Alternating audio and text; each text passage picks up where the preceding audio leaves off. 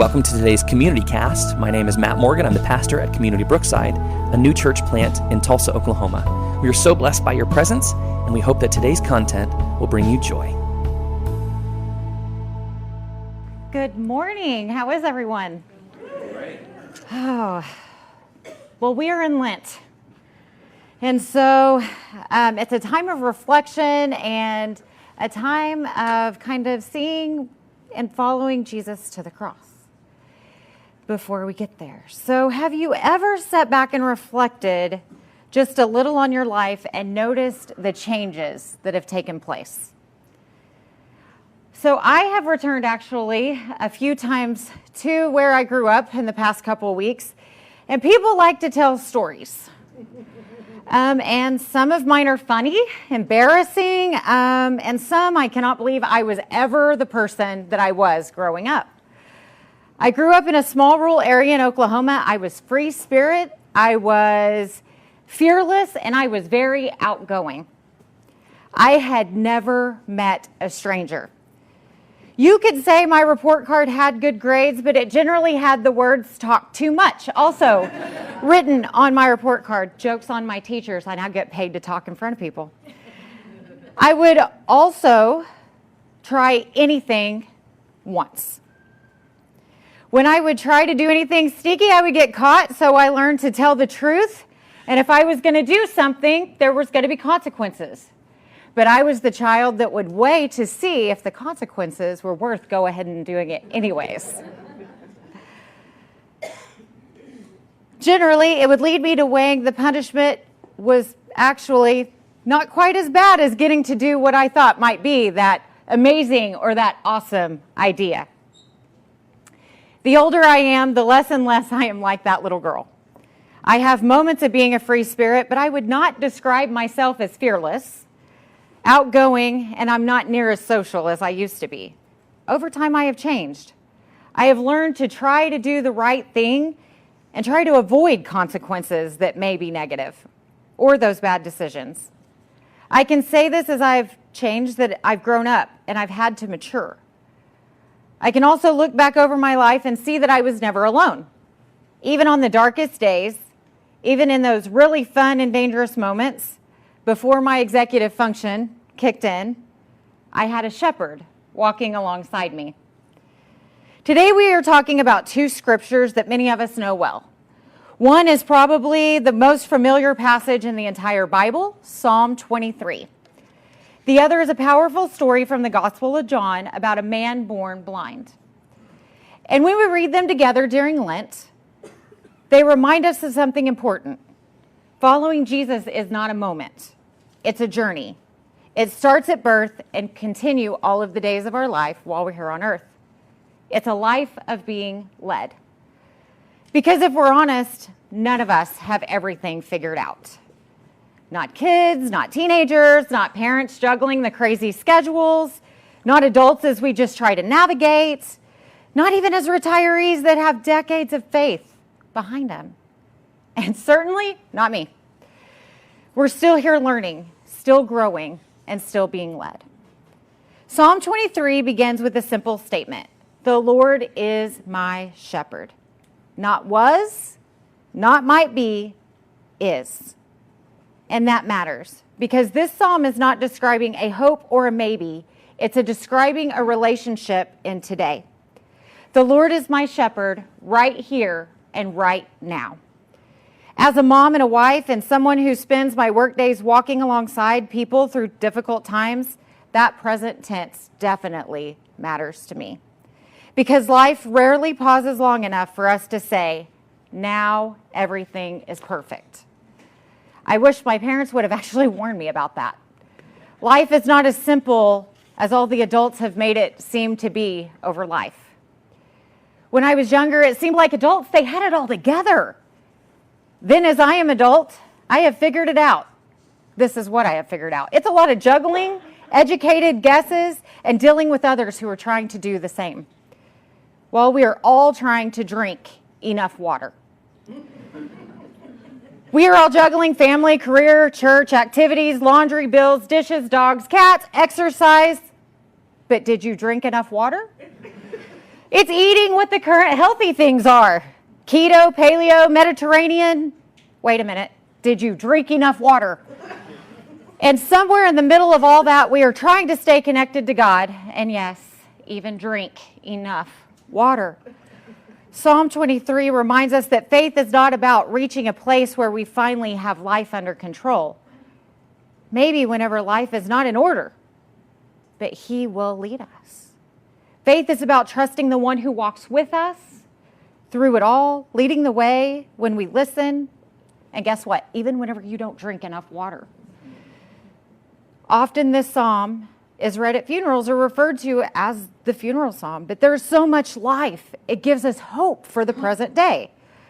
The Lord is my shepherd, I shall not want. He makes me to lie down in green pastures. Sometimes God has to make us slow down. Because I know I don't slow down myself. I run, metaphorically and literally. I fill every hour. I say yes to too many things, and I get tired. I know I am not alone because I hear many of us say that we're exhausted and we're tired. We are tired in ways that sleep can't fix. But that's this part of the church calendar. It gives us seasons like this, like Lent. Lent is a time when we slow down. It's a time to reflect. It's a time to return to God because transformation rarely happens while we're extremely busy. It is a scheduled time of year for each of us to stop and to reflect and to rely on God. The psalm continues. He leads me beside still waters. Notice the movement. The Lord is, He makes, He leads. Faith does not stop. It's constant movement. God is always leading us somewhere. And 23 continues, He restores my soul. Restoration means more than comfort. It means being made whole again. He leads me in right paths for His name's sake. Even though I walk through the darkest valley, I fear no evil, for You are with me. Your rod and Your staff, they comfort me. Not only is He walking through it with us, He is helping to guide us and to comfort us. You prepare a table before me in the presence of my enemies. You anoint my head with oil. My cup overflows. Surely goodness and mercy shall follow me all the days of my life, and I shall dwell in the house of the Lord my whole life long. He chased us before we knew who He was. He accepted us and forgave us when we learned who He was, and He walked alongside us for our entire life. This is what Matt was telling us last week using those words of prevenient, justifying, and sanctifying grace. The Lord is my shepherd means we are not walking alone. Even when the path is unclear, even when the path feels dark, when faith feels difficult, the shepherd is still leading, still guiding, and still restoring.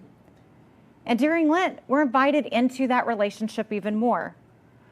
Our second Bible reading from today tells us about Jesus shepherding a blind man. And before we get started, it is 41 verses in the lectionary this week. So we're going to do some reading, and I promise we will not be here all afternoon. But in John 9, it starts like this. As He walked along, He saw a man blind from birth. His disciples asked Him, Rabbi, who sinned, this man or his parents, that he was born blind? Jesus answered, neither this man nor his parents sinned. He was born blind so that God's work might be revealed in him. So let's take a moment to pause in those first 3 verses. The disciples immediately want this situation explained, while Jesus does something a little bit different. He sees a man before anyone else. They're trying to explain the situation, but Jesus stops and offers to help him. Somebody wants to impose blame. Is it the parents? Is it his fault? Is that why he's blind?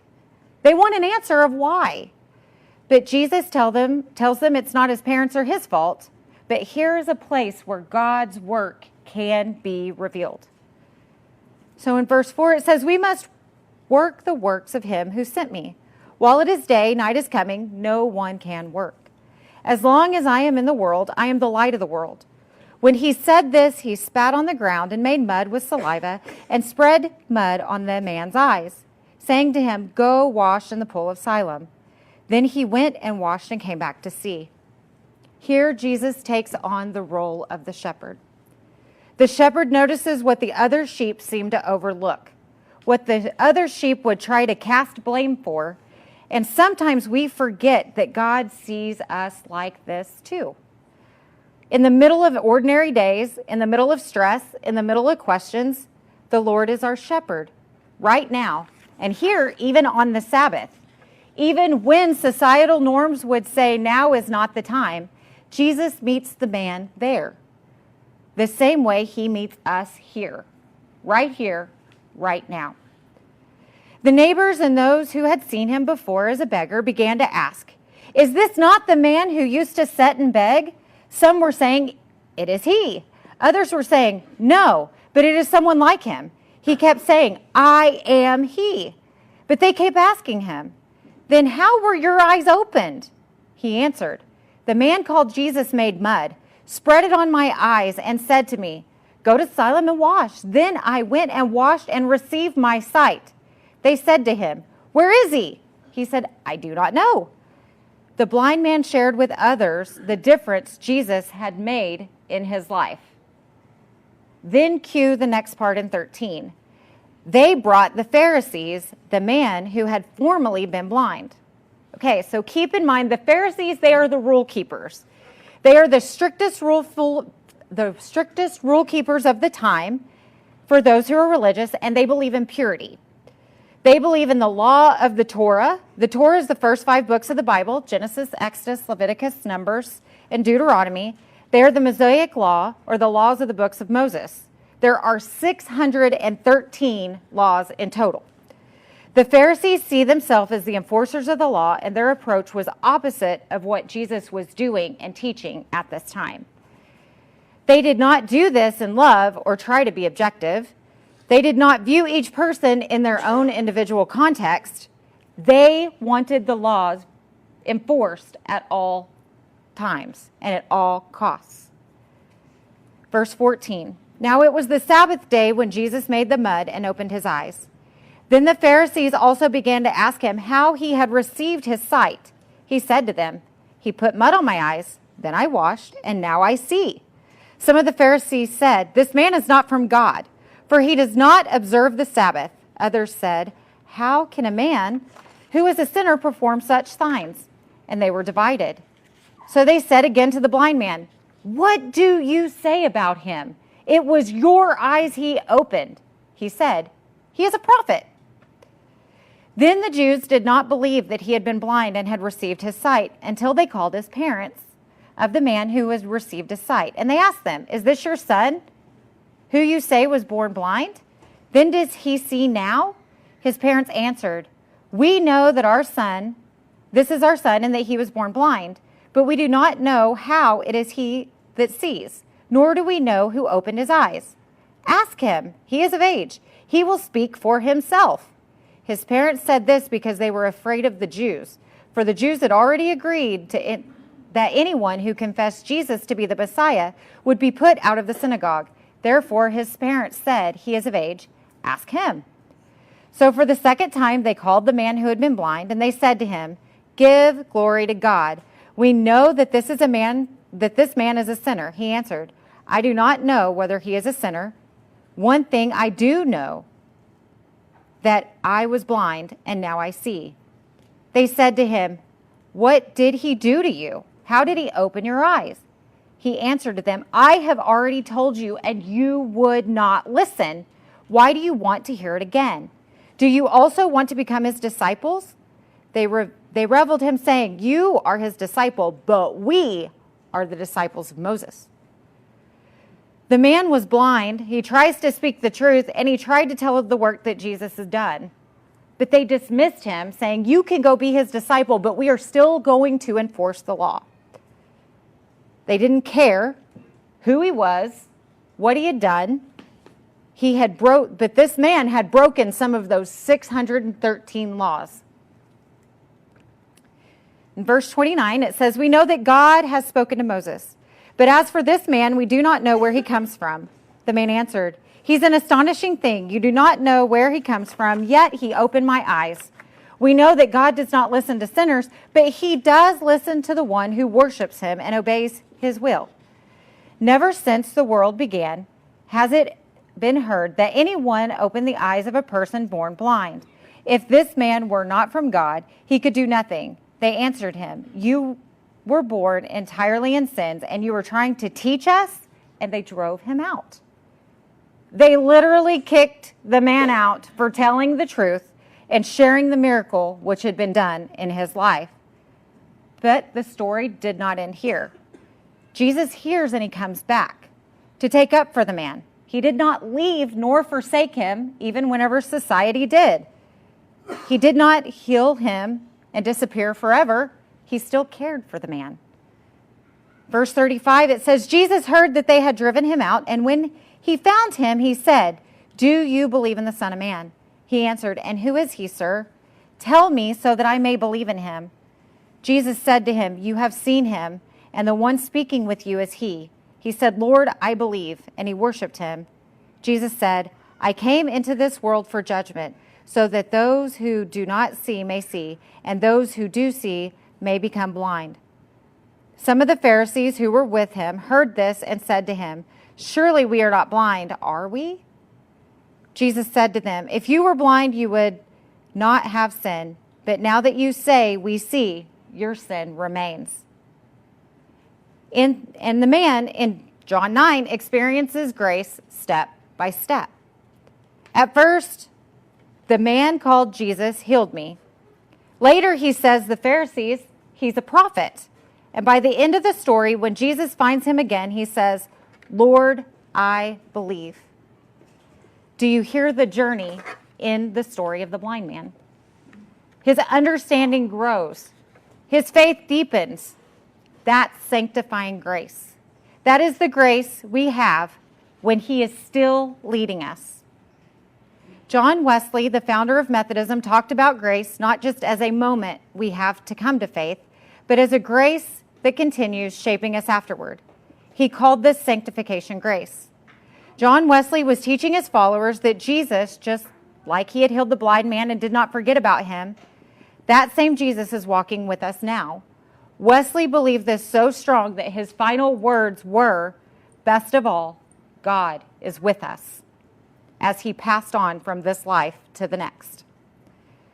That sanctification grace is the grace that teaches us, grace that challenges us, and grace that helps us to grow. Sanctification is the act of making or declaring something holy, causing it to move from sin and making it purified. During this season, this week, take the time to intentionally slow down. Put away the phone, turn off the TV, turn off a smart device, and take 30 minutes. Go on a walk. Read your Bible. Pray. Meet someone where they are. Take something that distracts you and be intentional in living in the moment, relying on this shepherd. Praying for his guidance and looking for him to lead you through this week, through the day, through the moment. None of us arrives fully formed. We grow as we keep following the shepherd. We are still being led, and that's exactly what we see in John 9 and in Psalm 23. Sometimes grace works like that, not in instant solutions, but in patient transformation. God changes us little by little to listen more closely, to follow more faithfully, to trust that God is not finished with me yet. No matter where we are in life, young, old, right here in the middle, certain or questioning, this promise remains. The Lord is our shepherd. He makes us rest when we forget how. He leads us when we can't see the way. And day by day, step by step, he restores our soul.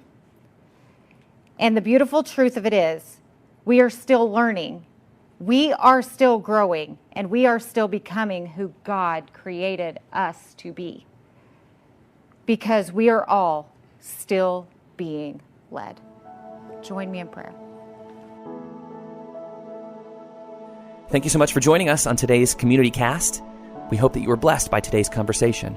If you'd like to know more about Community Brookside, please feel free to visit us at our website, communitybrookside.com, or find us on your favorite social media outlet. We hope to hear from you soon. Be blessed.